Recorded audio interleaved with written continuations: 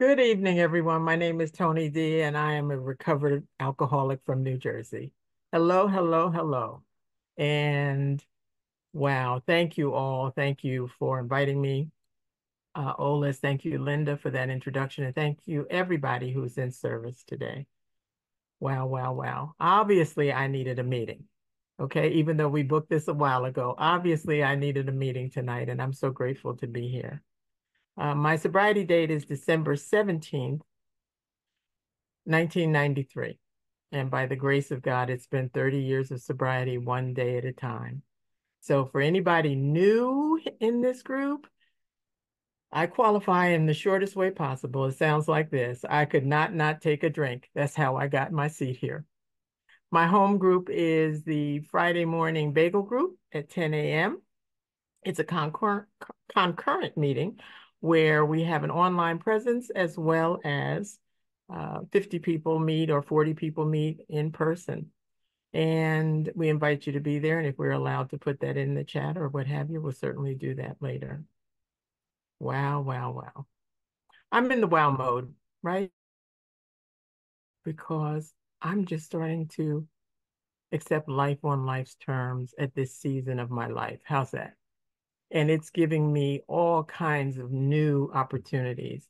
And what a special thing to see Calvin, for instance. That's a special piece tonight for me to see Calvin on this meeting.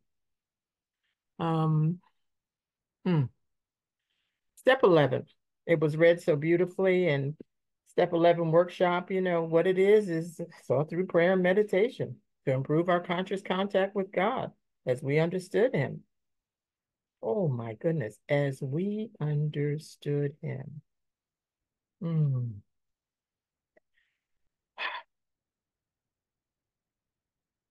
I think it's important to say a little bit about this step as we understood him.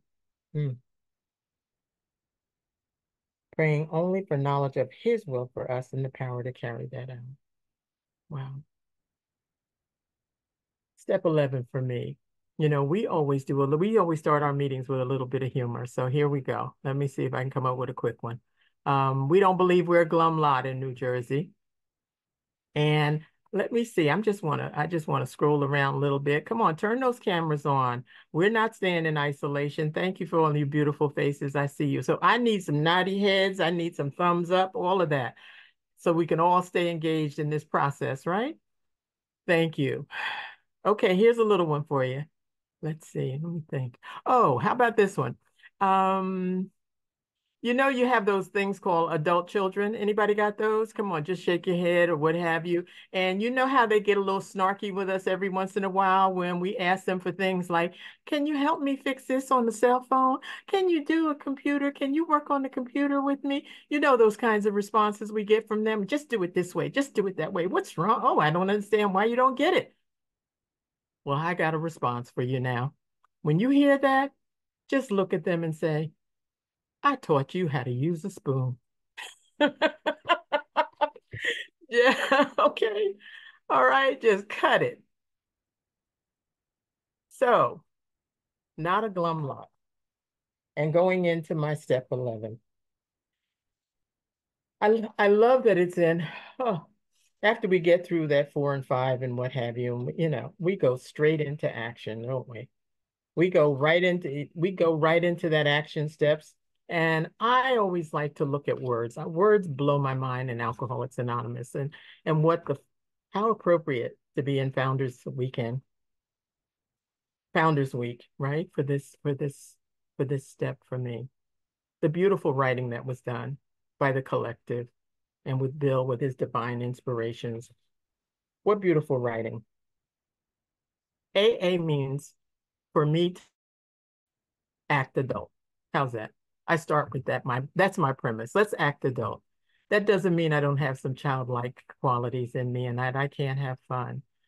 But when I'm really doing my step work, it's about act adult and be open to receive. And I wanted to look it up, but I pretty much feel like the power of that word struggle. And even, you know how when you read something, come on, there's some of you who are in my age group, when you read something and you see something else. Come on, give me some naughty heads here. You read something and you see something else. Well, we have a little typo when it comes to our flyer, and I didn't discover it till today. The topic is on page 86, is what I submitted. So we got a little typo there instead of 96. It is not on 96, it's on 86. So I don't want you guys hunting on the wrong pages. So let's go to 86. And it tells me,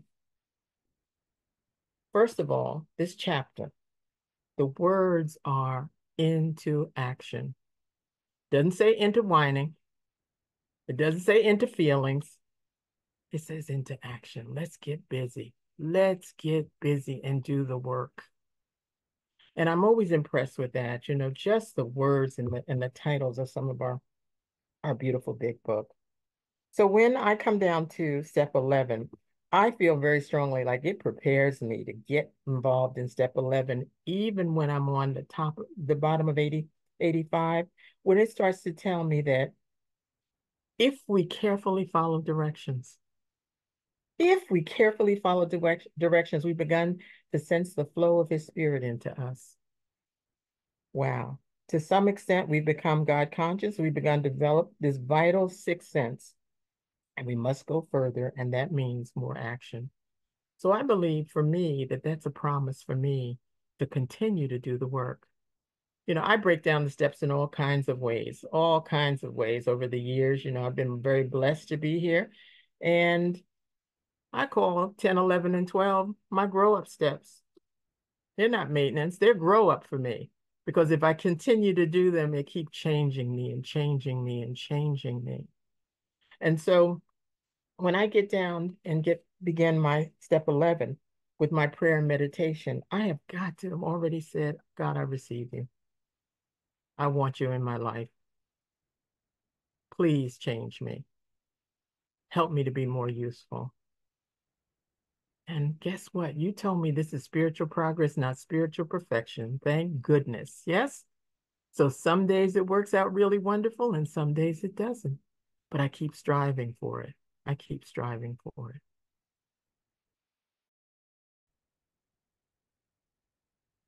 This is a step that basically for me says the more that I love God, maybe the more that I can give love. That's what it says for me. And so I'm going to try to put a little bit of my story in this step as it goes along. If we have the proper attitude, I want to come back to that word of struggle. Struggle is a very powerful word. Let's go on down to page 86. Way down, down, down, down to the bottom last paragraph. It says, in thinking about our day, we may face indecision. We may not be able to determine which course to take. Here we ask God for inspiration and intuitive thought or a decision. We relax and take it easy. We don't struggle.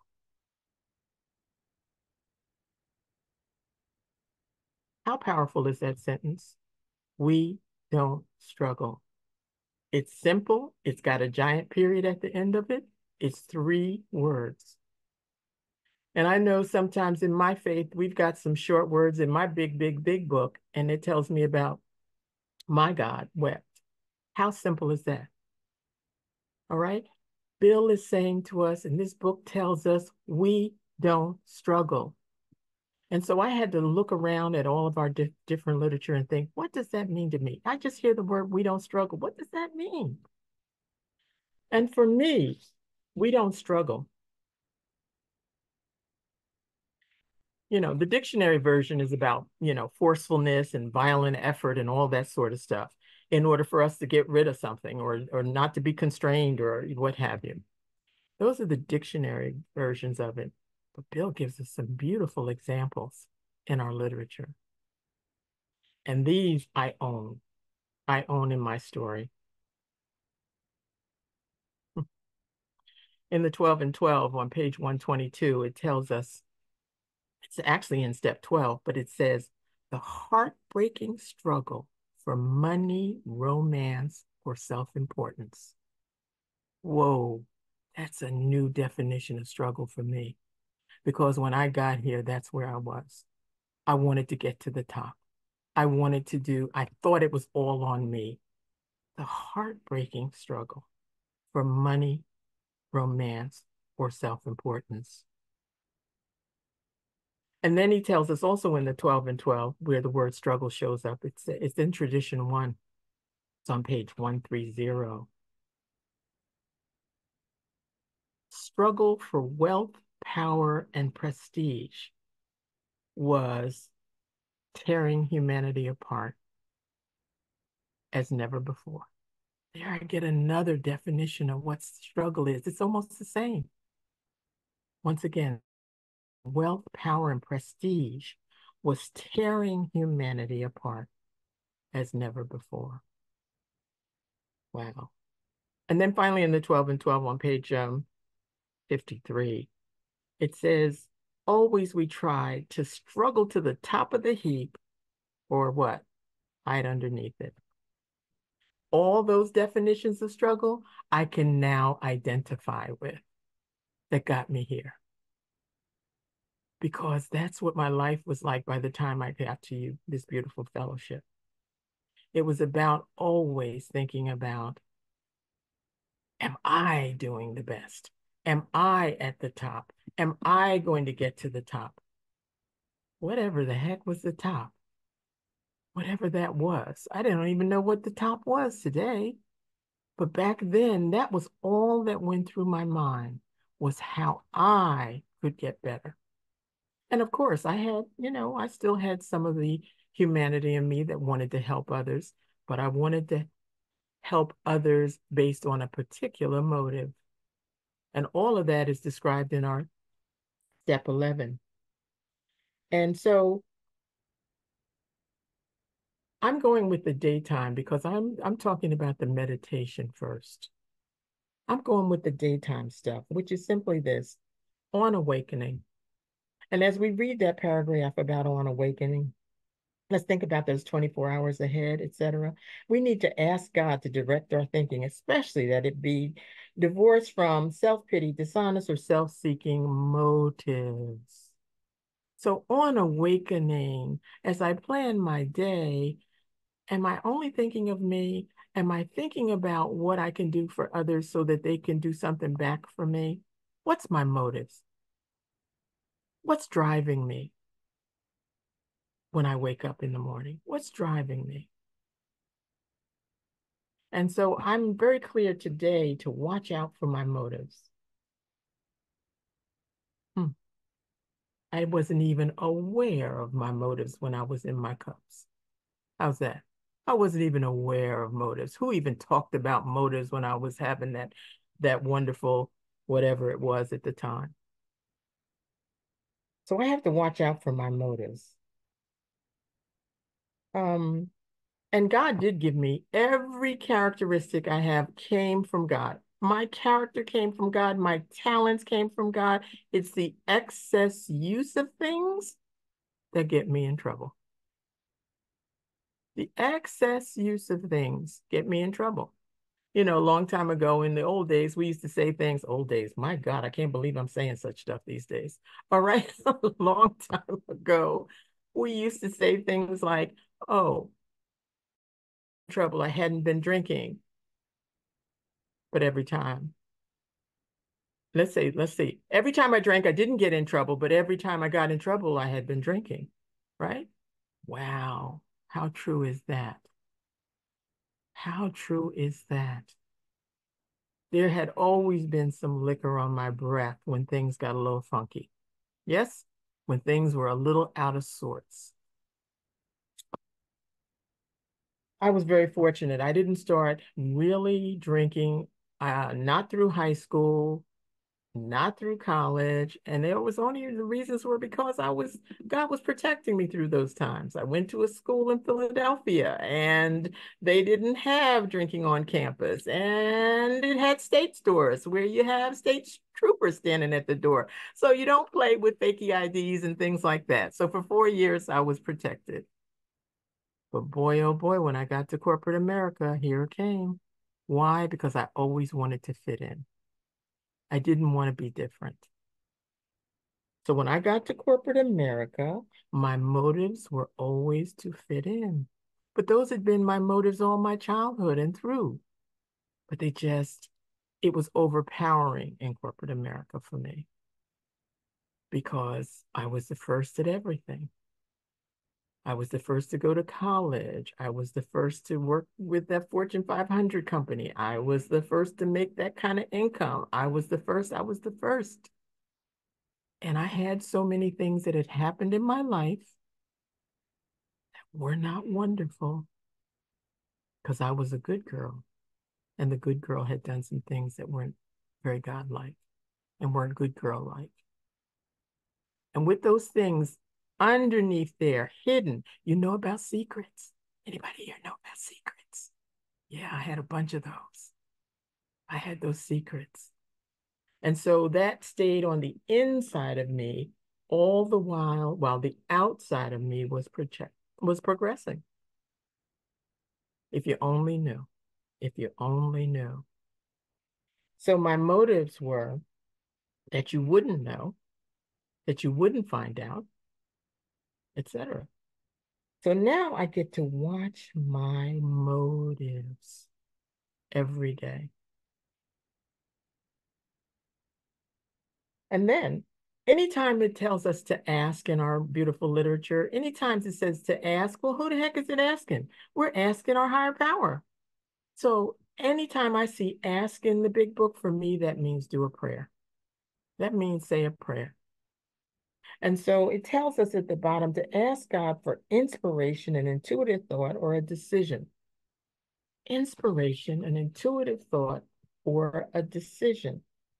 Well, it just, whenever I hear the word inspiration, again, it drills down for me that there's something divine in that. So when I'm asking for inspiration, I'm really asking for divine guidance. It's got the word for, in my brain, the way I spell, it's got the word spirit all in it. Yes. So I'm looking for divine guidance when I'm working with inspiration in my life. So I'm going to ask God so that I can be more creative. I can respond to things in a different way. I'm going to ask God. And then it tells me we relax and take it easy. Relax and take it easy. You know, this life is not a vale of tears. Relax and take it easy.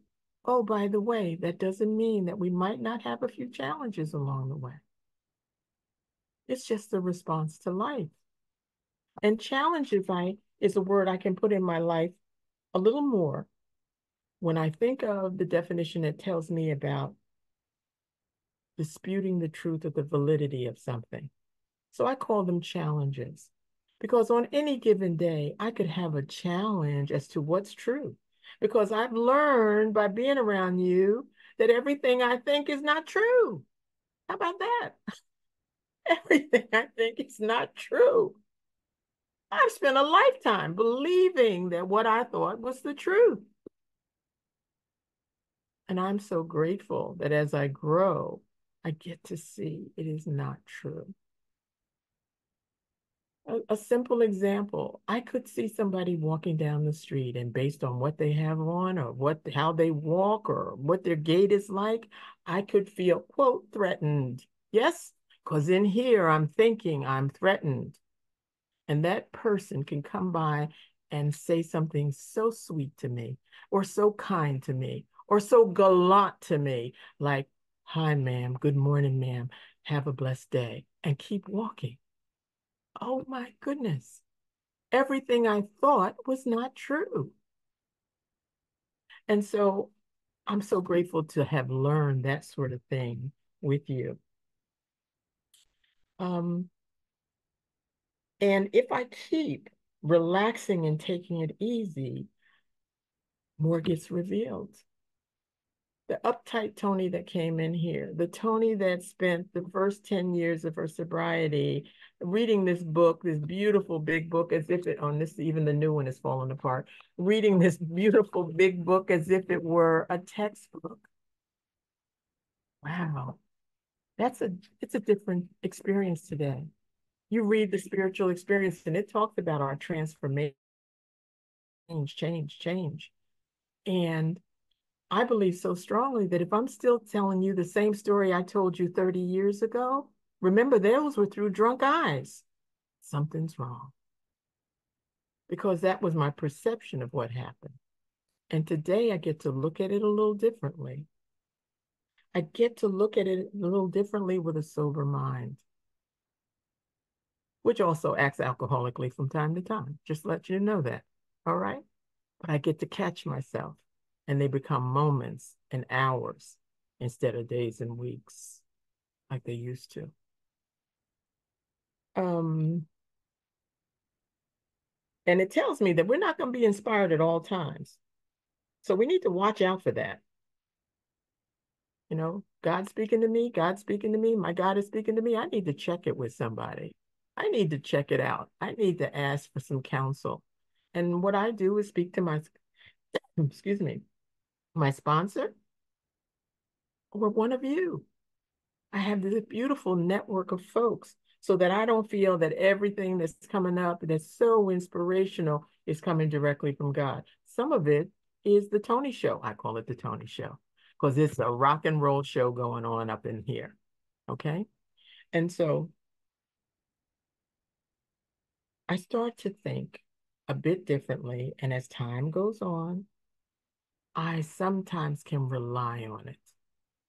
I can rely on it. I can rely on some of my thinking when I've done the work. I can rely on some of my thinking when I've had an exchange with one of you and you give me a different perspective. I stay because my perspective keeps shifting. A different way to look at something. Hmm. So I'm still in my daytime. And you know, it says we usually conclude this period of meditation. Isn't that interesting? It tells us that our 11th step is meditation. Boy, how many years did I read that page and never see that? For days, for days. I would go out and try to figure out another way to meditate, etc. But it's there with us. It tells me when I ask God and I do my prayers with God, I am meditating as I listen, as I quietly listen. And then we do a prayer, which means I start talking whenever it says a prayer, and ask all through the day that I be given whatever I need to face this day called life. But I have to watch that self-will. I call it, I've named mine, it's the Tony Show. I've got to watch that self-will because it'll pop up. And I think it's important. We may ask for ourselves, however, if others will be helped. You know, for a while, I only read we must never ask for ourselves. But if others can be helped. So when I say, boy, I can't wait, I want to get a Mercedes, which I don't. But if I say, I can't wait, I want to get a Mercedes, that's asking for myself. And that goes back into Tony and her ego. If I say, Lord, please provide me with a car so that I can be of service when I need to help my 87-year-old mother and transport her around, and to be able to do service in my Alcoholics Anonymous, etc., and my Al-Anon. I forgot to mention I'm a double winner. When I say those things and those are my prayers, I have a different motive. I don't care what the make is. What I care about is that I have an engine and four wheels and it moves. And if the make turns out to be something that's a deal, that's a deal. But I don't strive for specific things that are just going to be for me. Because I wasted a lot of time doing that already in life. Wasted a whole lot of time. And um, we know that doesn't work. I know that doesn't work. Now, I'm going to now flip it and go to nighttime. And the nighttime is back on page 86 and says when we retire, we constructively review our day and we go through a whole list of questions that one can ask oneself. I'm usually too tired to go through that whole list on any given night, to be truthful. So I say, God, I simply go to the bottom line, which is I look at my day, I reflect on it, and I ask God for forgiveness. I just simply ask God for forgiveness. If there was something that I did, and I hope that I will have a better day tomorrow, and I may have learned some lessons tonight. Those are the things that I ask for before I go to bed. And notice, in between the nightly review and the on awakening is a big old giant space of white. Did you ever notice that? Well, in my book, it says go to sleep. I wrote go to sleep in mine because I can't take this stuff from today into my night and into my rest. Go to sleep and then start all over in the morning. And so I'm back on page 87 where it says if circumstances warrant and we can do some things with our beloveds at home, inviting them into our meditation, a little bit different. For me, my morning meditations are being in service and being in service to the people I sponsor. And so we do a daily reflection every day. And we talk about how does it apply to you? And then I share with them. So I get to do prayer and meditation every day and often 3 and 4 times a morning um, with inviting someone else in with me to meditate. And we emphasize those principles that you've taught us and how we want life to be different. And there it is. You know, there are many other helpful books based on your group conscience, depending on what your group chooses. You may have only conference approved literature, but it invites you to look outside of our program for the other books. It doesn't invite us to espouse those books in our program, but it invites us to look at them and to read them, you know? And I love this. Be quick to see where religious people are right. Make use of what they have to offer. And I'm just going to leave that hanging in the air for a moment because it gets picked up on the final page. It asks me on the final pages, well, let me just continue. I'm just want to hold that in the air for a moment. And as I go through the day, I pause. You know, what does pause mean for me? What does pause mean for you? You know, postpone action until serenity ensues. Just postpone action. Be quiet, Tony. Postpone action until serenity ensues. Walk away. Biggest gift I've had over the last 2 years is learning that I don't have to respond to everything. That's my pause.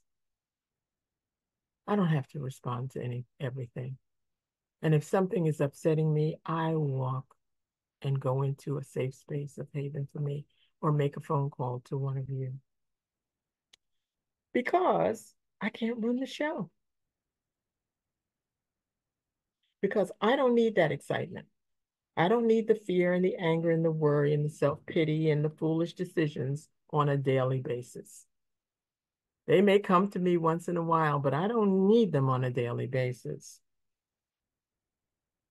I love the saying that basically, let's go back to relax. Yes?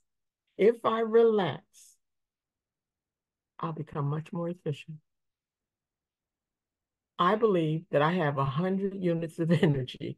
I just have hands person underneath it all. And I have 100 units of energy per day. And if I spend 50 of them over you, I can't be efficient. So I've got to keep that energy, spend a little bit here, spend a little here, spend a little bit there, and not wind up where there's none left.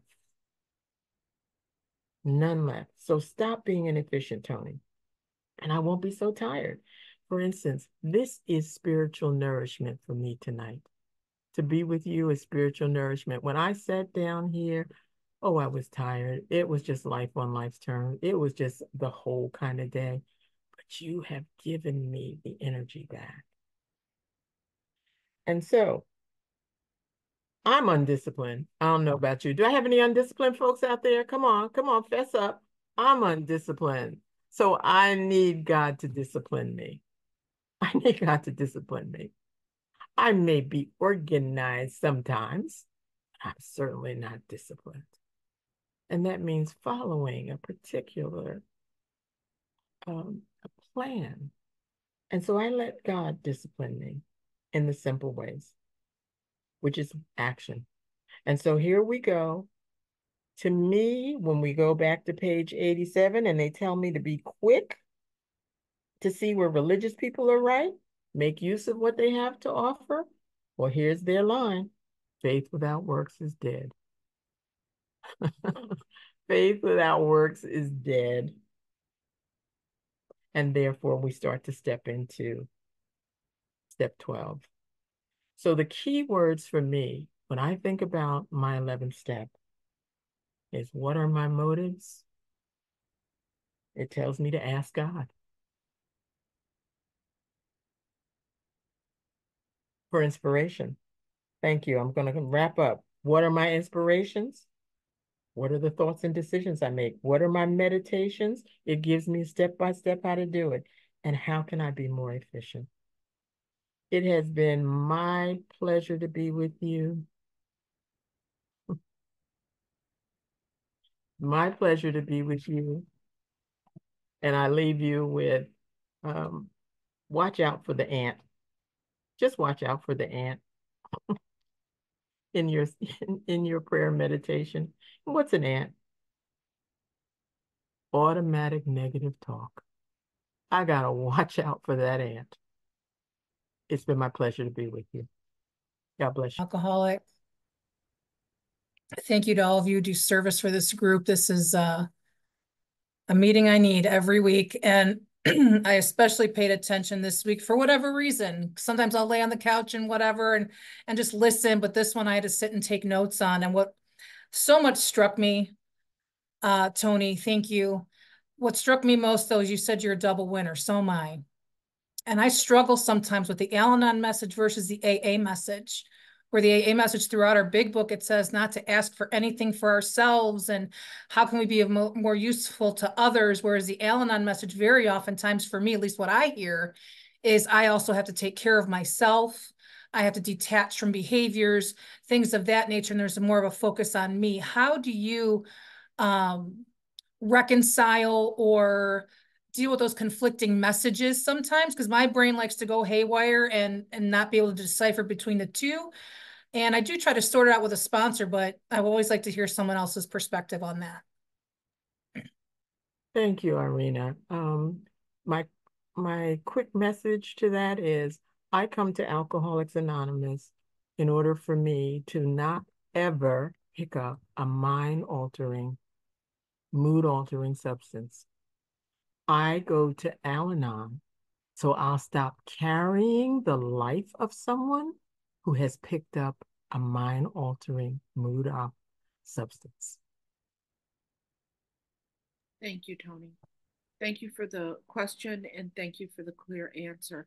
Before I bring my friend Rachel in, I want to acknowledge that Michelle has added the login for your meeting in the chat.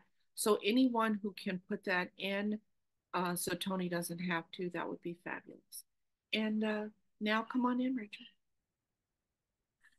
Hi, I'm Rachel. I'm an alcoholic. Tony, thank you. What a beautiful share. You know, I would really love you to share more with us about, you know, how you see how our book talks about praying rightly, the idea of, because I know as an alcoholic, I'm so often I get pulled back into ego and pulled back into that like desire to, like you talked about, like, I want a Mercedes. No, I need a car so that I can be of service. And I loved when you shared that part because I think that as alcoholics, it is so tempting, you know, when we are often reminded that we have to align our will with God's will, and that's when we are praying rightly. And I would love to hear to hear more about your perspective on that. Thank you so much for your share. Thank you. Thank you, Rachel. And that was my grandmother's name, so you're a special person to me right now. And this is my simplest prayer. God, you know the need. That is the prayer that takes care of everything for me, that I don't have to be specific. You know, Tony, I really want to appreciate you for the clarity and the simplicity of your answers. Thank you so much. Regina, my love, come on in. Hi, everybody. Regina, recovered alcoholic. Tony, I could listen to you for hours, like just listening to both your words and your tone. I went right to my happy place. So thank you for that. It was a good day, but what a sweet treat. I really appreciate your highlighting this piece about we relax and take it easy. And I am a person who has had different meditative practices over time, and nothing wrong. You know, they were right at that time.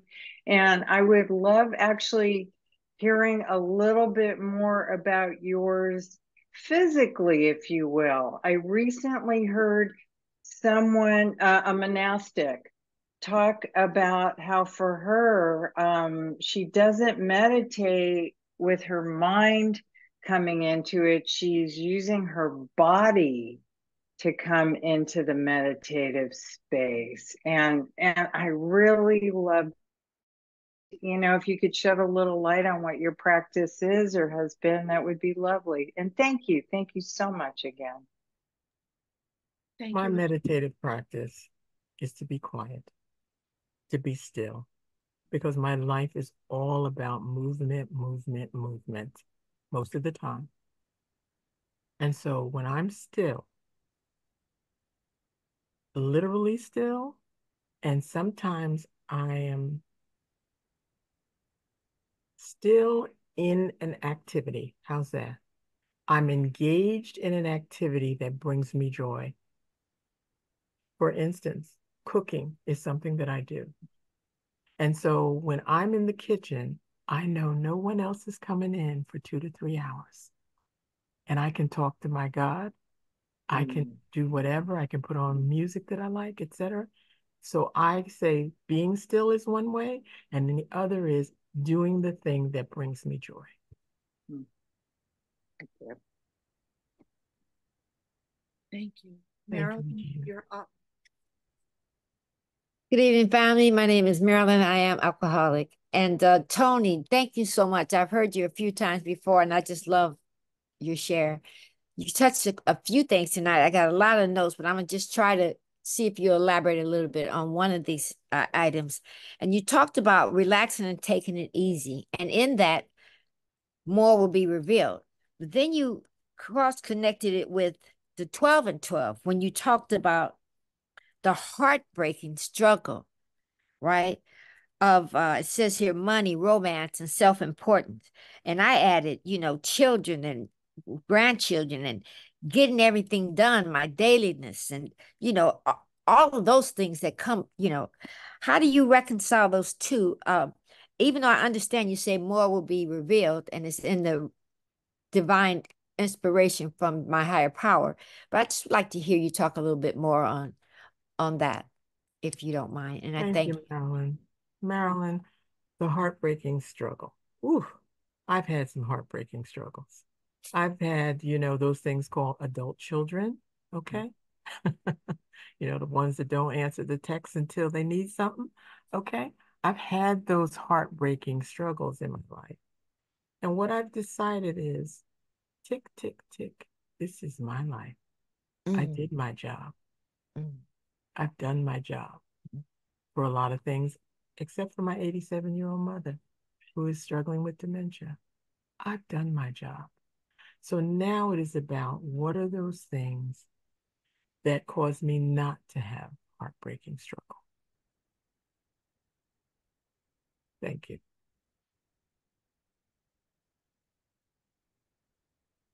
Elisa? Sure. Hi, I'm an alcoholic, and my name's Elisa. Hi, Elisa. Um, I as I'm listening and like, oh, and then straining and struggling to make sure I get everything down because I can staple it so I can, get it right. But that's what my head does. So it popped into my mind probably at like 7:15, and I'm tired, I'm hungry, angry, lonely, tired, I'm restless, irritable, discontent. And sometimes it's hard to tell, am I that because I'm just exhausted and go to sleep, lady. But do you think I would actually go upstairs and go to bed because there's nobody here? There's nobody grading me except for me? No, of course not. No. I'm gonna think about that the daughter isn't working and the cars are gonna get repossessed and the blah blah blah blah blah blah blah. Yeah. So I remembered my friend Ed, who shared here, and he has passed away. And so I thought I could come to this meeting because it's Thursday, and I'm like, I don't want to go to a meeting. I definitely don't want to look at. Okay, so I played games for half an hour, and I got more relaxed. Yay! But I forgot to be grateful, and I'm just tired. So I'm listening to you share, going, oh, thank you, higher power. And oh, thank you. Look at all these double winners. Oh, thank you. Oh, I forgot that didn't come to my mind. That oh, that's why you feel blip. That oh, there's actually a reason, and you can't do anything about it. So just go oh hello, and then take care of myself, like eat and sleep and basic stuff. I really appreciate that. So someone else asked a question, and I kind of get stuck. My brain gets really literal when I look at the big book. When I just go take care of myself and I walk the earth and I draw down at cardinal points and I do whatever I do, or I pull an oracle card, the message comes to me. I pulled cards while you were talking. I'm like, oh my God, it's the same thing you're saying. It's amazing to me. Then I get hung up on saying this prayer and I can't ask for this and I can't ask for that. And it just gets me jammed up. And I don't know, after 33 years of being sober, I keep sticking on those specific words. So what I heard you talk about before, and then as to your cooking, it's just that space for communion. It's like going to the dot and meeting my higher power wherever and whatever. Those words in the big book still confuse me so much. There's a question there. I just can't form it any better. I don't how to do what it's saying. And it made sense to you. Like if I think, oh, I'm going to ask for that Mercedes, like I don't want the cars to be repossessed because I have allergies and I don't want to die. And I really need this car, God. I can't be of service like that. How can I be of service? Oh, how many times today in my tiredness did I ask my higher power, how could I be of service? I said, no, I'm just too tired. I can't do anything else for anybody else. There was a question there. You're shaking your head, so I'll just stop talking now. Thanks for letting me share. Okay. Thank you, Elisa, for the question. And for me, I have to watch when I'm being double-minded. On the one hand, you said you asked God for something. On the other hand, you gave, I'm too tired. So I watch that double-minded speaking to myself. I watch that, I can say I feel tired, but look I'm energized again when I'm in here with you. There are things that I do in my practice of being a member of this beautiful fellowship. And the number one thing is be present. I'm always where my feet are. If I'm having a meeting or in a meeting, I am in a meeting. I am not folding laundry. I tried it once or twice, didn't work. Okay? I need to be present. I have my screen is on whenever I'm in a meeting, with rare exceptions, if I have an emergency or something that happens in my home, okay? But be present. That's number one for me. Thank you. Vera, thank you so much for putting your hand up. Come on in. Hi, Vera, alcoholic. Thanks so much, alcoholics, and everyone for your service. Tony, thanks so much. I got so much from your share. So specifically, you talked about don't strive for specific things that are only going to be for me. And then I just heard you say from someone else's question, not striving for things that cause heartbreak and struggle. So I connect the striving towards my expectations, or my unacceptance of things, which causes more struggle. But I'm wondering, like, if you have been an experience or circumstance where you feel like, I really don't deserve this. I don't deserve this, you know? And so, wanting something different than what you are receiving. And what I've been guided to most recently is praying for more compassion and tolerance towards the other, right? But I'm like just wondering what exactly, like what tools do you use, like when I guess you feel like, you know, Mm-hmm. you do deserve more than Okay. that. And even my higher Okay. power, I think my higher power thinks I Okay. deserve more than that. So I'm just Thank you. wondering what you have to share about that. Thank you, Vera. Believe me, y'all, I am not always Zen, okay? I am not always in a Zen mode, okay? And but I get to recognize it when I'm out of touch with my spiritual. What did you tell me? One of those darn pages, and I think you told me that, I had to be a good Samaritan every day. And every time I read that, I go, every day, every day, every day. Okay. So there are times, Vera, not in my good Samaritan mode, but I catch myself. I catch myself. And I do, and I try to do, in other words, I can be out of sorts for an hour or two, and maybe sometimes, maybe with some people, it can be a little longer than that. But I have to decide. There's a beautiful piece on page 83. There's a beautiful piece on 83. Let me get to it. And when I work with ladies and we do a year-long study of this wonderful book, where it tells me, and we look at it, where it says on page 83, asking each morning in our meditation that our Creator show us the way of patience, tolerance, kindness, and love. So I'm asking God. So that's part of my prayer on 83. But then just jump down to the bottom where it says, we should be sensible, tactful, considerate, and humble without being servile or scraping. Okay? So I get to decide, how do I want to be in my life? Thanks for calling Capital One. This call doesn't. I get to decide that. How do I want to be? Thank you, Tony. Nash, you get to close us out this evening. Thank you for being my buddy on this road. Okay, unmute. There we go. Hi. Thank you, Alice. I'll make this quick. Tony, you have such a wonderful presence, and God definitely is speaking through you tonight. You're so calming and soothing to my soul. I really, really appreciate your wise words and the way you carry the message. Quick question. At the end, when you said something about we don't want to bring our aunt, what was that again? I love that. Automatic negative thinking. There you go. I don't want Thank to you. bring the ants Yeah, around. yeah. I love that. Thank you so much. Thank you, Nash.